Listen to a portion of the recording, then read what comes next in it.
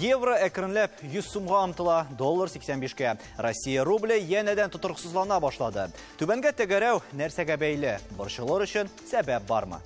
Без гадәттәгечә дистанцион режимда эшлибез, кунакларыбыз Skype аша элемтәдә. Хәерле кич, исәнмесез? Эфирда таяну нуктасы тапшырыбыз, студияда Алмаз Афиятов. Хәерле кич, мөхтәрәм кунаклар. Шамил әфәнде, иң элек барлык тамашачыларны кызыксындыра инде. Рубль бәясе ни өчен төшә безнең? Менә бу хәл нәрсәләргә бәйле икән?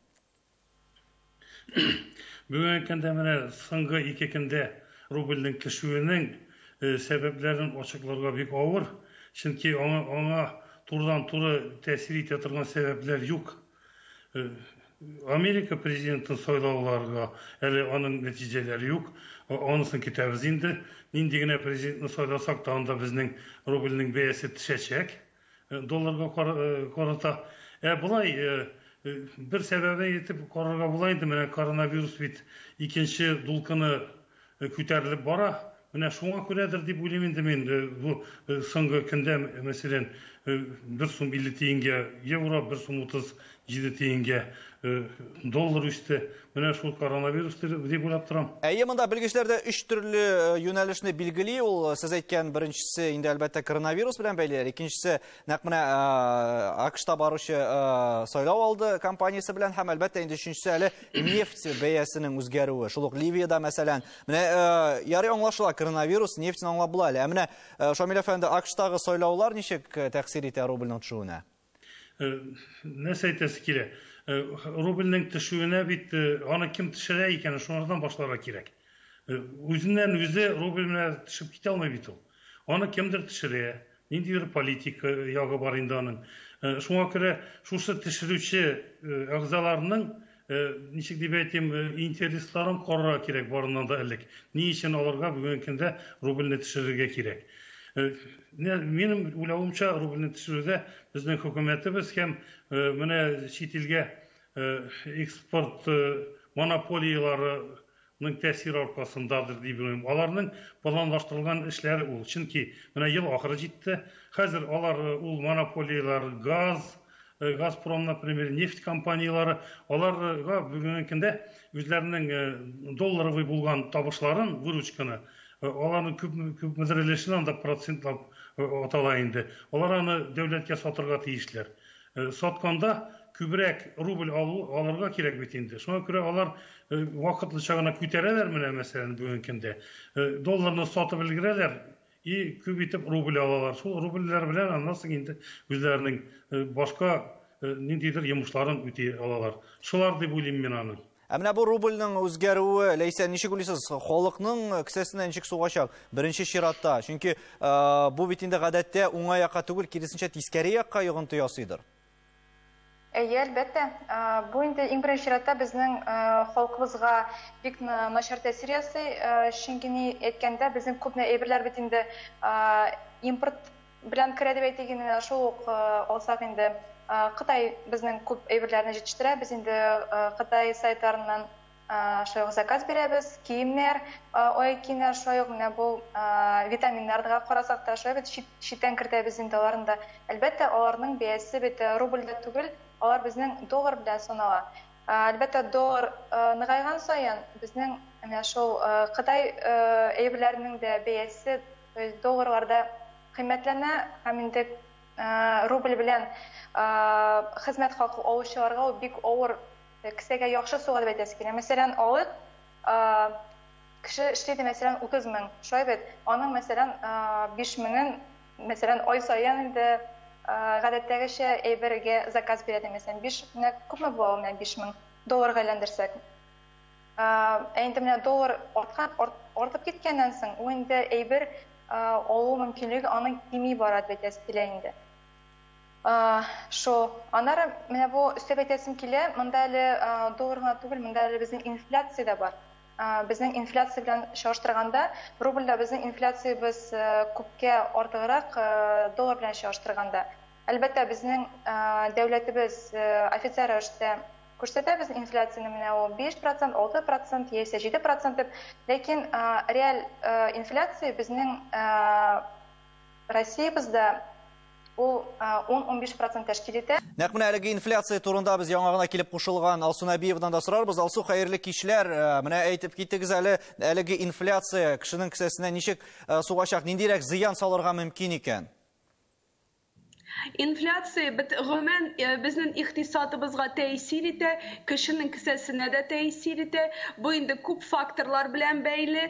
Бүгенге көндә инфляцияны безнең регулятор тарафыннан карала, аның проценты да шамалана, күренә, аның буенча эш алып барыла. Бу инде гомумән рубль төшү мәсьәләсе дә, инфляция мәсьәләсе дә, монда инде безнең товарларны җитештерү мәсьәләсе дә бөтенесе бәйле. Siz беләсез инде акча массасы күбәя башлаганда товарлар массасы да күбәергә тиеш. Алар бер-берсенә тигез булмаса, акча массасы күбрәк булса, бу инфляциягә алып килә. Бу инде гомумән макроэкономик показательләр дип әйтәбез инде, алар белән бәйле һәм гомумән алганда тәэсир итәчәк әлбәттә. Кем импорт белән шөгыльләнә, аларга зыян киләчәк әлбәттә. Чөнки алар импорт башка илләрдән сатып алганда машиналарны, IT технологияларны, әйберләрне, алар бит инде рубль белән түләмиләр. Алар башка резерв акча белән түлиләр. Шуңа күрә алар әлбәттә зыян күрәчәкләр. Һәм инде алар алып кайткан һәм монда безнең илебездә сатылган ул товар һәм продукция башка бәя белән сатылачак. Һәм инде безнең халык та шушы әйберне, мәсәлән, телевизор сатып аласыгыз килә, инде машина сатып аласыгыз килә. Бу башка бәя белән сатып аласыз. Шуңа күрә монда тәэсир итәчәк әлбәттә бу процесслар. Шамил әфәнде, менә монда зыян күрәчәк дип әйтте күпләр. Файда алып калучылар булырмы моннан? Менә кем әлеге ситуациянан файда алырга мөмкин икән? Файда алучылар барыннан да элек банк сферасында булган бөтен учреждениялар ниндидер файда алып кала. Чөнки аларның турыдан-туры валюта алыштырырга мөмкинлекләре бар. Алар шуның белән файдаланып, үзләренә табышны арттыралар беренчедән. Но иң күп файда алучылар инде менә әйтеп киткәнемчә, ул чимал сатучы монополиялар. Алар бүгенгә үзләренең чималларын чит илгә саталар долларларда. Инде ул долларны безнең илгә кайтканнан соң алыштырган вакытта рубльгә аларның табышлары шактый гына артачак. Инде саны караганда кайда күпме кеше зыян күрә дигәндә. Гади халыкка аның зыяны иң күп. Шушы пенсиялар бит артмадылар. Менә пенсияның шуны арттырганнар, күтәргәннәр иде елларын. Симоновның менә соңгы чыгышында 10 сумга арткан соңгы елда пенсияләр уртача 10 сум. Ул бит инде кеше килкесе. Инфляция менә әйтеп үткәнчә, ләйсән әйтеп үткәнчә, ул бит реаль инфляция санап карасак, ул бит 10-15%-ка кадәр җитә. Ул бит импорт түгел. Ул импорт кергән товарларга бәя арткан вакытта безнең сатучылар үзе безнең илдә җитештерелгән товарларның да бәясен шыпырт кына, әкрен генә арттыра баралар. Менә күп мөтәгә киң кулланылышта булган товарларның бәясен һәр кеше транш артканын.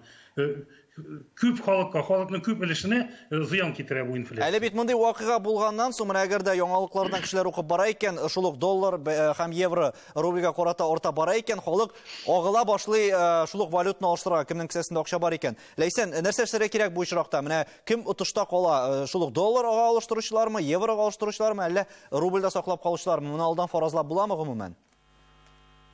Моны әлбәттә төгәл генә әйтеп булмый, алдан фараза булмый. Доллар ни хәтле суммага җитәр, евро суммага җитәр дип әлбәттә булмый. Ләкин мин дә финанс киңәшче буларак инде әлбәттә һәр кешегә үземә рекомендация бирәм инде, һәр үзләренең акчаларын диверсификация ясарга инде. Ул инде үзебезчә әйткәндә төрле савыттарга салырга акчаларны. Мәсәлән, шулай ук тотырга була күпмедер акчаның өлешен инде, мәсәлән, долларда, еврода һәм рубльдә. Әлбәттә, аның отношениясын һәр кеше үзе карый, үзе билгели дип әйтик инде. Бу нәрсәне аңлата, бары булган йомыркаларны бер кәрзингә салмау дип. Төрле кәрзингә салырга, һәм инде үзегезнең акчаларыгызны югалтмас өчен тынычрак буласыз дип әйтәсез килә. Чөнки менә бөтен акчаларыгызны рубльдә саклыйсыз икән, әлбәттә, шулай ук аның бәясе төшеп китә икән кинәт кенә. Ул акчаның бәясе кимергән мөмкин. Ничек булды менә пример дип китерәсе килә инде. 98 елларда менә шулай ук безнең күп танышларыбыз, туганнарыбыз, мәсәлән, машинага дип акча җыялар да, шулай ук нигә өйләренә сервант алып куючылар бар.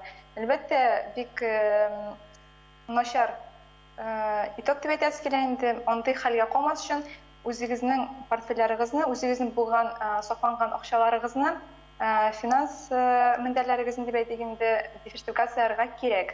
Менә шул акча җыйган кешеләргә дә тагын ниндирәк киңәшләр булыр икән? Алсу ханым, шул ук машина алыргамы, фатирга кертергәме акчаны? Менә ниндирәк юнәлештә, әгәр дә кешеләрнең мондый акчалары бар икән тотырлык, әлеге акчалар янмасын өчен дип әйтик инде, һәм куркыныштан ничектер үзеңне иминиятләштерү ягыннан да нәрсәләр эшләргә була икән? Секторы буларак булган акчаны үзегезнең һәм балаларыгызның белеменә тотырга кирәк дип саныйм бүгенге көндә. Хәзер бүген актуаль информация, актуаль белемнәр барлыкка килә. Менә бөтен дөнья икътисади кризисы белән билгеле. Хәзер инде сату юнәлешендә карасак, онлайн сату мәсьәләләре, төрле яңа эшләр барлыкка киләләр. Шуңа күрә шуларны өйрәнү, шул булган тәҗрибәләрне өйрәнү, яңа акча эшләү урыннарын табу, билгеләү, яңа прогнозлар, яңа перспективаларны ачу бүгенге көндә бу бик кирәк яшьләргә.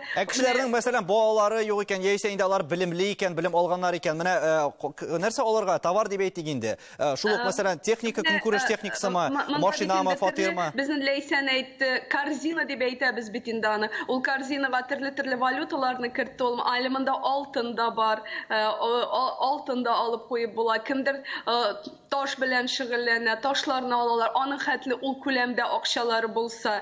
Менә инде кемдер яшьләр телефон ала. Минемчә, ул гомумән перспективалы эш түгел. Менә алдагы перспективада дивиденд бирә торган әйберләргә шушы булган җыйган әйберләрне кулланырга кирәк. Минемчә, ул белем һәр вакыт дивиденд бирәчәк. Бәяләр бу хәлдән үсерме, юкмы? Бу хакта рекламадан соң сөйләшербез.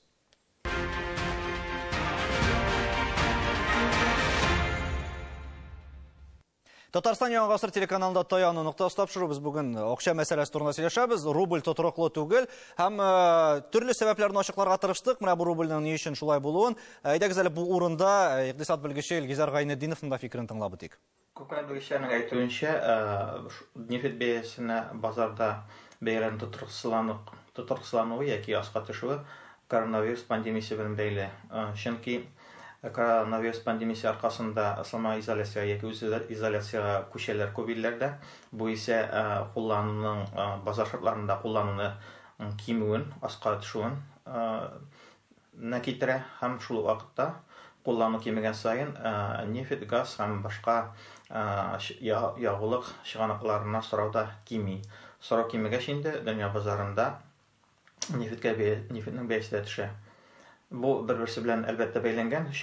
Күп кенә белгечләр әле бу кризисның гади график кебек иң аскы урынына төшкән дип әйтә алмыйлар. Бу кризис гади график кебек түгел, рус алфавитындагы Ш хәрефе кебек кабатланырга мөмкин. Ягъни беренче тапкыр өскә менү, беренче тапкыр аска төшү һәм иң түбән тасына кризисның төшеп җитүен әле беркем дә фаразлый алмый. Әлбәттә инде безнең күп кенә товарлар, мәсәлән, беренче ашау-эчү товарлары, продуктлары үзебездә җитештерелә. Шуңа күрә үзебездә җитештерелгән товарларга бәяләр алай уйнарга тиеш түгел. Һәм Рәсәй, шул вакытта Татарстан да үзен ашамлык продуктлары белән тулысынча тәэмин итә. Шамил әфәнде, димәк, мәсәлән, шул көнкүреш товарлары дип әйтик инде, ашау-эчү өчен борчылырга кирәк түгелме? Аларның бит инде бәясе булай да үсә. Алар рубльнең артуына, кимүенә бәйле түгелме икән бу очракта? Әлбәттә, рубльнең артуына яки төшүенә турыдан-туры бәйләнде ул. Менә рубль төшә башлаганда сатучылар, базардагы сатучылар, алар бит аны карап кына торалар һәм менә шушы мизгелдә әкрен генә төкә түгел, көннән-көн әкрен генә бәяләрне арттыра баралар. Шул яктан. Икенче яктан инде бит кире сенчә процесста булырга мөмкин. Рубльнең кичәюе менә бүген 80 сумнан артыграк булды. Яңа елдан соң менә бөтен отчетларны беткәннән соң рубльнең әзрәк кенә кичәю фаразы да бар. 1.75 сумнарга кадәр рубль күтәрелергә тиеш. Ләкин ул вакытта менә игътибар итсез, әйткән сүзне тыңлагыз, нинди бәяләргә кадәр күтәрелгән булса, ашаучы продуктлары, алар рубльгә карап кире төшмәячәкләр. Ул закономерный процесс, шундый безнең илдә аеруча, безнең әкрен генә тенденция, шундый тренд дип әйтәбез, бәяләр арту дәвам итәчәк. Һәм бу очракта бит әле ил җитәкчелеге дә артык игътибар бирмәскә куша әлеге ситуациягә, янәсе бу дөньяда барыла һәм күзәтелә торган вакыйга. Менә Ләйсән, кешеләргә нәрсә эшләргә икән бу очракта? Нәрсә борчылыргамы? Мәсәлән, шул ук инде кайбер кешеләр ышанычка ялгап яши бит инде. Хезмәт хакына дип әйтик инде. Һәм аларга менә нәрсә эшләргә икән? Игътибар итмәскәме, әллә шулай ук борчылыр өчен җирлек бармы икән? Әлбәттә, борчылыр өчен урын бар. Ил башлыгыбызның шундый тынычландыру сүзләре әйтүенә карамастан, мин барыбер дә һәрбер кешегә үзләренең финансларын контрольләп торырга иң беренче чиратта тәкъдим итәр идем. Әлбәттә, менә бу коронавирус башланган вакытта инде күп кешенең кесәсендә сизелде ул. Күп кеше эшсез калды, үзләренең финанс мендәрләре юк икән ачыкланды. Һәм инде менә күп кеше үзләренең керемнәреннән күпмәр процентны алып куярга тиеш булсалар да, ул аны эшләмәделәр дип әйтәсе килә инде. Әле күп кеше хәзер генә аңлый, менә инде коронавирус инде менә 5-6 күпме инде 5-6 ай инде барганнан соң гына әзрәк кешенең барыбер дә уена килә башлады. Күпмедер дәрәҗәдә үзләренең керемнәрен шигереп барырга дигән. Иң беренче минем киңәшем шул. Әлбәттә, үзләренең керем һәм чыгымнарын контрольләп торган. Һәм инде шуларны контрольгә алганнан соң, сезнең билгеле булачак, сез кайсы сферага күп акча тотасыз, һәм кайсы чыгымнарыгызны сезнең оптимизацияләштереп була икән. Шуй игътибар итәргә кирәк, чөнки менә күп кеше акчаларның үзләренең керемнәре, чыгымнарын карамыйлар. Әлбәттә, акча керә, ул аны безнең халык ничек итеп шул акчаны тизрәк тоторга икән дип уйлый башлый. Яисә менә кирәкмәгән, яисә һәр көнне ресторанга йөргән мөмкин. Шуй ук мәсәлән таксига күп кеше тота, шуй ук тәмәке тарта бит инде күп кеше әлбәттә. Әгәр дә һәр кеше үзләренең чыгымнарын санап карасалар, айлык чыгымнарын, шул вакытта инде алар аңлаячаклар кирәкмәгән чыгымнарны оптимизация булмасын өчен. Әгәр дә киләчәкне фаразласак, Алсу ханым, инде ниндидер хәл тотрыклану булырга мөмкинме монда халык өчен? Халык өчен менә бу ситуация ничек дәвам итәргә мөмкин? Менә безнең бит инде халкыбыз күбесенчә эш хакын рубль белән ала. Һәм алдагы көндә без инде безнең дәүләт башлыкларын тыңласак та, безнең регулятор бу эшне бик күз алдында тота һәм халык өчен проблемалар булмас тиеш, чөнки бу рубльнең курсы да игътибар үзәгендә тора бүгенге көндә. Һәм менә мин бүген чыгыш ясаган кунакларыбыз белән дә бик ризалашам. Рубльнең алдагы көндә үсүе дә бик мөмкин. Монда төрле факторлар, сәяси факторлар да бар. Сез беләсез, бүген Америкада сайлау уза һәм аның белән дә бәйле бу мәсьәлә әле белән ничек түбән төшерде, үстерде әле бит билгеле түгел. Менә кем бүгенге көндә кем шушы сайлауларда җиңеп чыгачак. Аннары безнең Россия сынырлары мәсьәләсе дә бар бит инде монда. Карабах мәсьәләсе дә, башка илләр мәсьәләсе дә, андагы ситуациядә безнең рубльгә таяна Ләкин безнең Россия җитәкчеләре бик күп көч куя. Безнең инде экономикабыз, безнең икътисадыбыз долларга гына бәйләнгән булмасын дип. Мәсәлән, Кытай белән мөнәсәбәт булганда сез беләсез, безнең форматында эш алып барабыз. Без шуңа күрә бу нефть өлкәсендә башланган килешүләрдә безнең өчен рубльне көчәйтер өчен бик файдалы эшләр. Шуңа күрә халык өчен дә алдагы көн начар булмас дип ышанабыз. Чөнки безнең дәүләт тарафыннан прецедент, Европа күләмендә прецедент булмаган ярдәм күрсәтелә. Сез беләсез инде, менә безнең хезмәт күрсәтү секторына бик зур ярдәм ителде, минималь зарплаталар да түләнде. Бу инде зур чаралар, ярдәм чаралары, шуңа күрә алдагы көндә дә без бу эшне яхшы дәвам итүенә ышанабыз һәм халык да Шуңа яхшыга өметләнсендер инде халык. Бу очракта халык та яхшыга өметләнергә тиештер. Аерым без ил күләмендә әйттек, Шамил әфәнде, Татарстан икътисадына да бу зур йогынты ясарга мөмкинме? Менә безнең икътисад шулай ук бит инде ул чит ил инвестицияләренә дә бәйле, күп очракта чит ил белән дә бик тыгыз мөнәсәбәттәбез. Менә Татарстанда кискен чыгаларга мөмкин дип саныйсызмы сез аны? Татарстан менә шушындый шартларга башка регионнарга караганда ул күпкә әзерлеге югарырак. Чөнки безнең Татарстандагы предприятиялар күбесе башка регионнар белән чагыштырганда ориентациясе экспортка ориентация. Шуңа күрә безнең республика бу очракта зыянны башка өлкәләр белән чагыштырганда кимрәк күрер дип уйлыйм мин. Шулай булыр кебек тоела. Ләйсән, менә халык арасында паника тудырмау өчен нәрсә эшләргә кирәк икән? Чөнки күп кешеләр бит, мәсәлән, шул икътисадны белмичә, инде паникага бирелә башлый. Нәрсә булыр икән дип, аннары инде бер артлы ниндидер кирәкмәгән адымнар да ясый башларга мөмкин. Менә аларга нәрсәләр киңәш итәр идегез? Дөньяда тынычлык булган вакытта алар бер нәрсә эшләми. Алар шулай акчаны ничек бар шулай тоталар, яшиләр, рәхәтләндереп акчаны тоталар дип әйтгән. Әмма ничек кенә доллар күтәрелеп китте, рубль бәясе төште, шул вакытта паникага бирелеп алар баралар банкларга, үзләренең булган акчаларын алмаштыра башлый долларларга һәм башкалар. Инде менә бу бик дөрес юл дип әйтмәс идем. Иң беренче чиратта анализларга өйрәнергә кирәк. Менә бөтен дөньяда паника барганда гына ниндер эшләргә түгел, инде гомумән алганда мондый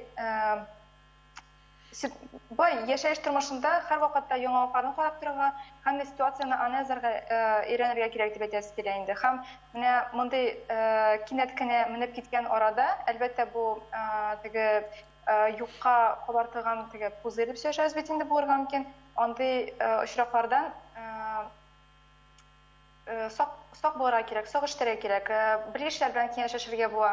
Әгәр дә инде сез инде ничек эшләргә белмисез икән, күпчелек менә танышлар да килә, җыелган акчаларым бар, нәрсә эшлим, долларга әйләндеримме, җир алыйммы, яисә машина алыйммы дип, андый эшләр белән ашыгырга ярамый.